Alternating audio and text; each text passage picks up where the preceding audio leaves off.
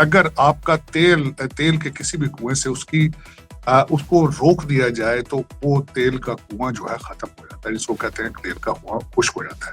ان کی جو گورنمنٹ کا حصہ ہے ان میں سے ایک ان کا نمائندہ اس وقت SCO شنگھائی کانفرنس جو ہے جس کے اندر رشیا اور چائنا دونوں موجود ہیں، وہ اس کی میٹنگ کو اٹینڈ کرنے کے لیے وہاں پہ جا چکا ہے۔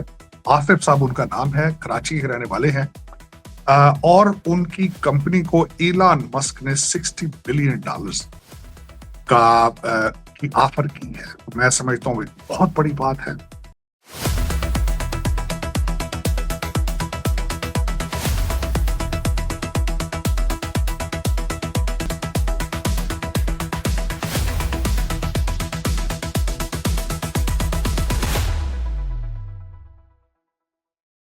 میں ساجد عارف ہوں، واشنگٹن DC۔ آپ کو بتانا چاہوں گا کہ اس وقت دنیا کے اندر کیا کیا چیزیں نہیں ہو رہی ہیں۔ ایک سب سے پہلے تو جنگ کے حوالے سے، بلکہ اب جنگ تو نہیں ہے، اس کو سیز فائر کہا جا سکتا ہے۔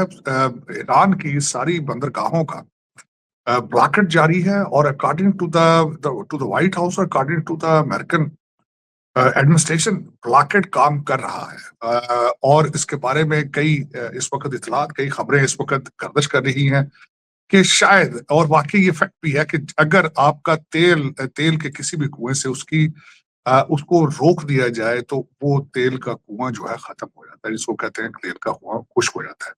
اس کے بارے میں مختلف قسم کی رائے موجود ہے کہ ایران کے پاس اس وقت بیچنے کے لیے جو بلاکٹ ہے اس کی وجہ سے کمی آ جائے گی، تو اس کو کاؤنٹر اس کے بارے میں جو انالیسس کیا جا رہا ہے کہ ایران کے پاس 20 سے 22 دن کے لیے ابھی تک جو چیزیں موجود ہیں انڈر گراؤنڈ سٹوریج پہ، وہ اپنا کام کر رہے ہیں۔ دوسرا، ان کے پاس 13 سے لے کر 19 شپس موجود ہیں جن کو وہ ایز اے سٹوریج استعمال کریں گے۔ اس کے بعد مسائل کھڑے ہوں۔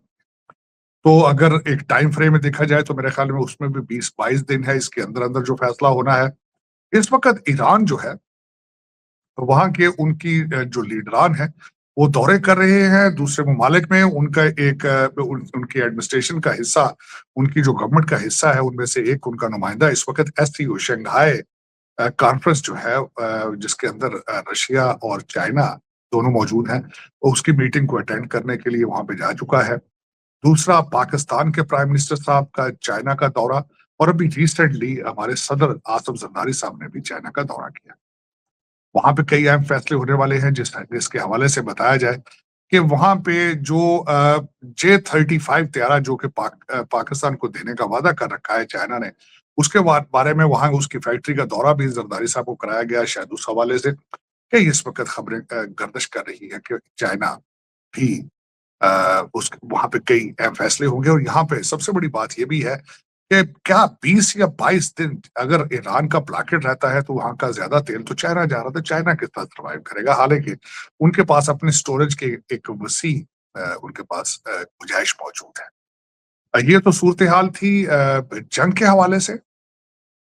اب اسے آگے چلتے ہیں کہ پاکستان کے اندر کیا اس وقت ہو رہا ہے۔ سب سے اچھی خبر جو آپ کے ساتھ میں شیئر کرنا چاہوں گا کہ ایک پاکستانی جوان ہے، آصف صاحب ان کا نام ہے، کراچی کے رہنے والے ہیں، اور ان کی کمپنی کو ایلان مسک نے $60 بلین کی آفر کی ہے۔ میں سمجھتا ہوں ایک بہت بڑی بات ہے، جس کے بارے میں 4 لوگ تھے، 4 دوست ہیں جنہوں نے بنائی۔ نکسر کالج ہے کراچی کے اندر، وہاں سے آصف صاحب پڑھے، اس کے بعد MIT گئے، اور MIT کے گئے تو ان کے ساتھ 3 دوسرے لڑکے ہیں جن کے ساتھ انہوں نے مل کے کمپنی بنائی کرسن۔ تو میں یہ سمجھتا ہوں کہ ہمارے پاکستان کے اندر ٹیلنٹ کی کمی بالکل نہیں ہے، ٹیلنٹ بہت زیادہ ہے، لیکن غلط استعمال ہو رہا ہے۔ دیکھیں، اس وقت انگلش نہیں پڑھتے بچے ہمارے، غلط انٹرنیٹ کا استعمال کرتے ہیں۔ ہر پاکستانی کے ہاتھ میں ایک کمپیوٹر موجود ہے، ایک فون موجود ہے، لیکن اس کا غلط استعمال ہے مسلسل۔ اس پہ صرف گانے سنے جا رہے ہیں، انگلش پہ لکھیں گے تو اس کو پنجابی اردو بنا کے اس کو انگلش میں لکھنے کی کوشش کرتے ہیں۔ بچوں کی نہ تو انگلش پہ توجہ ہے، نہ تعلیم پہ ہے، نہ میتھ پہ ہے۔ گلے شکوے بہت ہیں۔ آج بلکہ صبح مجھے ایک بلاگر ہے، بڑے اچھے جرنلسٹ، ان کا سن رہا تھا، تو وہ ایک ینگ نوجوان ہے، اس نے گلا پڑا کہ اسٹیٹ ہمارا خون چوس رہی اسٹیٹ۔ یہاں عرض کرنا چاہوں گا، اسٹیٹ آپ کو کبھی امیر نہیں کرا سکتی، نہ آپ اسٹیٹ آپ کو غریب کر سکتی، آپ نے کرنا خود ہوتا ہے۔ आप लोग खुद अपनी तरक्की के लिए अपनी तरक्की का बायस बनते हैं। आपने स्टेट ने आपको प्लेट में रख के कुछ भी नहीं देना कि आए हम आपको आर्टिफिशियल इंटेलिजेंस प्लेट में रख के दे दें तो आप पढ़ें और तरक्की करें। लोग खुद जुस्तजू होती है।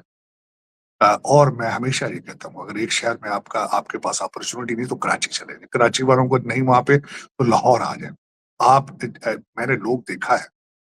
कल एक पाकिस्तानी नया नौजवान जो कि न्यू जर्सी के अंदर जज बना है, न्यूयॉर्क 22 साल टैक्सी चलाता रहा है।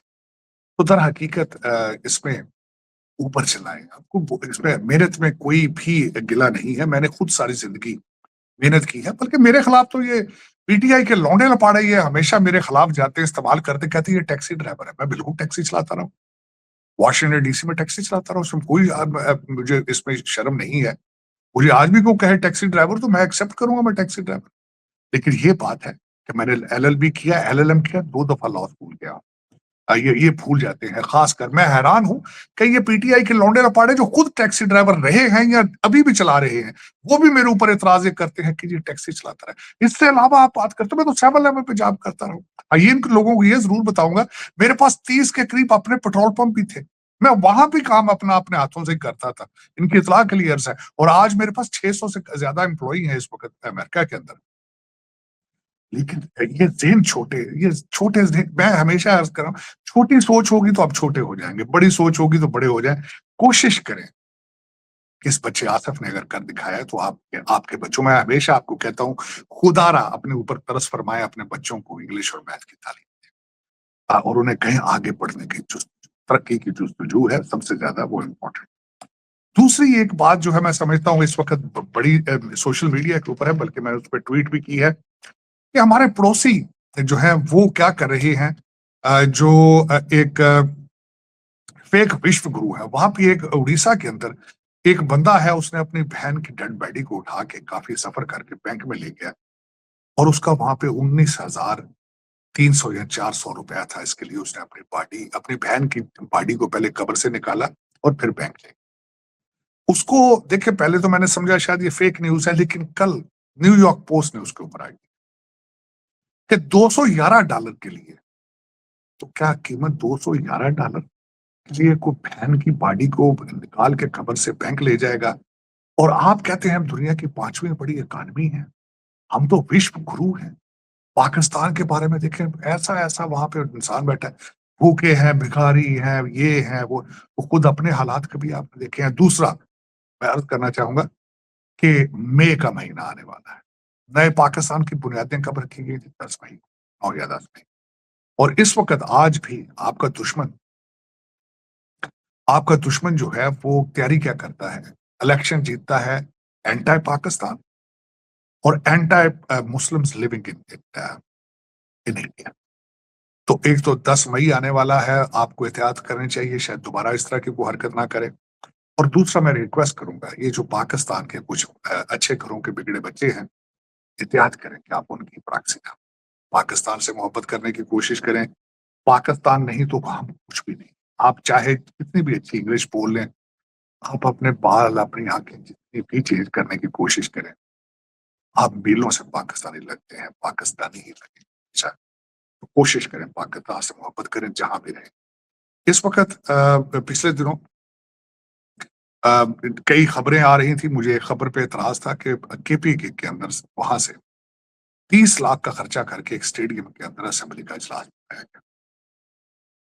तो पूछने वाला कोई नहीं, पूछने वाला। कहते हैं हमने कॉन्स्टिट्यूशन को बचाने के लिए, वहां पे कहते थे कॉन्स्टिट्यूशन के लिए, खातून उनकी कह रही थी कि कॉन्स्टिट्यूशन को बचाने के लिए हमने क्रिकेट जलसा किया है। तो क्या, अगर आपकी हुकूमत है तो जलसे आप अपनी जेब से करें। कभी किसी ने पूछा है ये 30 लाख कहाँ से आपने खर्च किए? इसकी कोई रिपोर्ट पेश करें, होनी चाहिए। अगर आपने पब्लिक फंड इस्तेमाल नहीं, अगर कौम का पैसा आपने जाया नहीं किया तो कौम को बताएं जरूर कि 3 लाख रुपया गवर्नमेंट का खर्च करने की क्या जरूरत है। लेकिन वो बात है कि ये जो भी करें तो इनके पास, इनको जायज है। दूसरा कोई करे तो उस पर एतराज है। दूसरा, मैं यहाँ पे अर्ज करना चाहूंगा, 3 दिन हमारे फील्ड मार्शल साहब तहरान रहे थे, तो इन्होंने क्वेश्चन किया 3 दिन वहां क्यों ठहरे, लेकिन आपने 30 लाख रुपए का खर्चा क्यों किया और इसकी क्या जरूरत थी, क्या मजबूरी थी? आए, इसी के साथ मैं आपसे इजाजत चाहूंगा। पाकिस्तान हमेशा जिंदाबाद।